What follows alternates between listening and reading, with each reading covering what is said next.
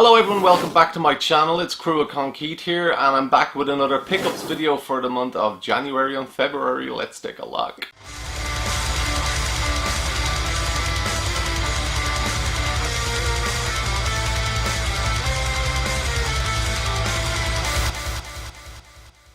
Well, it's March now, and haven't been too busy, I guess, with Christmas and coming into the new year. Not everybody has a lot of money, but I still do my bargain hunting, checking out charity shops, doing my trading and getting bits here and there. So I picked up a few bits, some nice things. Picked up, first thing I picked up that I keep saying pick up. Why do I keep saying pick up? I'm forgetting how to speak.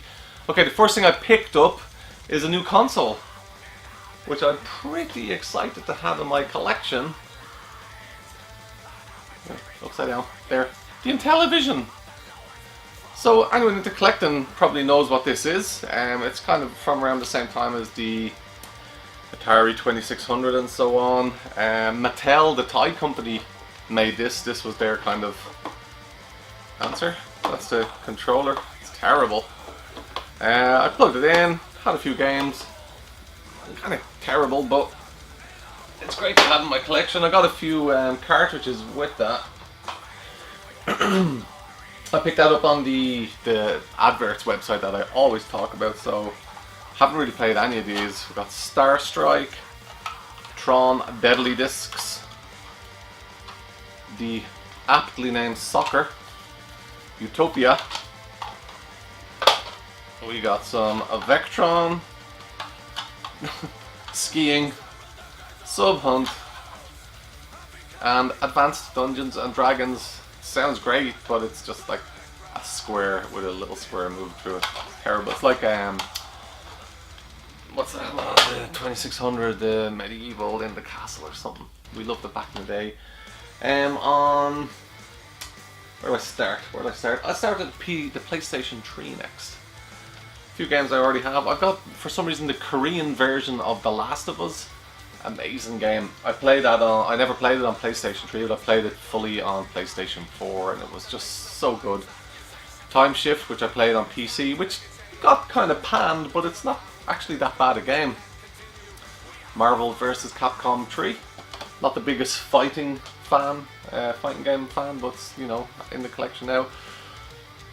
Harry Potter and the Order of the Phoenix. Didn't have that for PlayStation 3, did have it for Xbox 360. Tom Clancy's Hawks 2. It's a sad state that the world of flight sims are in today. I grew up playing flight sims on the PC, and there was just, we were spoiled for choice back in the mid to late 90s. Nowadays it's just this kind of arcade crap. Not into it at all. Assassin's Creed 2 and the original Assassin's Creed, double weird kind of package, so I kept it for my collection. I got three games on the Xbox 360. Wolfenstein: The New Order. Now I have that on Xbox One, I think, but check this out. Wait for it.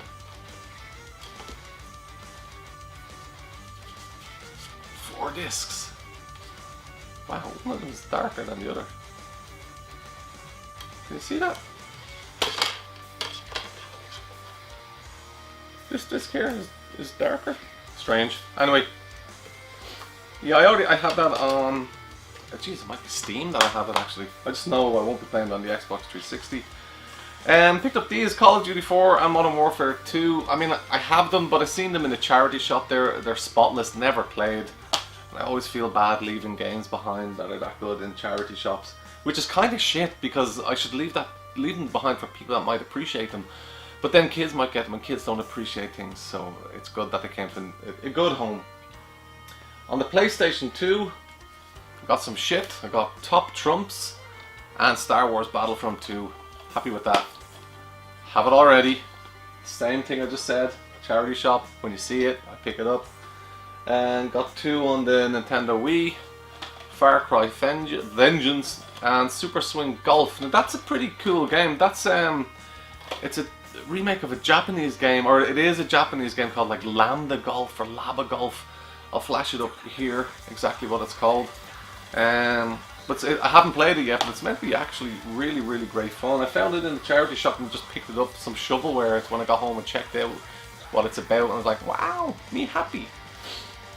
On the Xbox, I got Episode 3, Revenge of the Shit film, shit game. Best film of the prequels. Some nice fight scenes in it, but just so bad. It's just so bad. On the DS, I got Scribblenauts and Sims 2 Pets.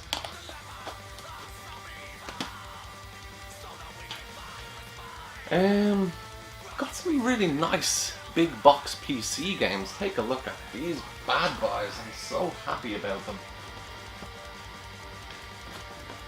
The original Homeworld. Now, anyone into PC gaming or strategy gaming will know exactly what this is and just how kind of important it is.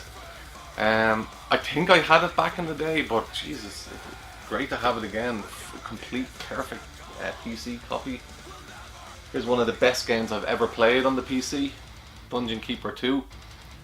So good that I played this first, went and got the original Dungeon Keeper, and because the sprites were 2D, as opposed to, or the models were all 2D in the 3D dungeon, I had no interest in the original Dungeon Keeper, but this is, wow.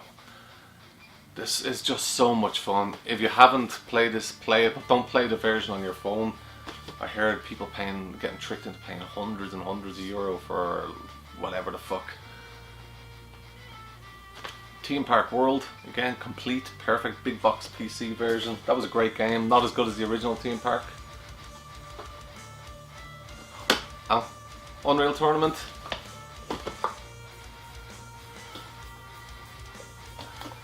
Half-Life Generation. I have both of these actually in kind of fancy DVD style boxes as well. And finally, on the big box PC games, the Settlers 2, amazing game. Still, the original Settlers on Amiga is my favorite, one of my favorite games of all time, but this was brilliant, absolutely brilliant. Also on PC, I picked up The Sims 2, charity shop find. I think it was like €1. This still is a pretty valuable game even today.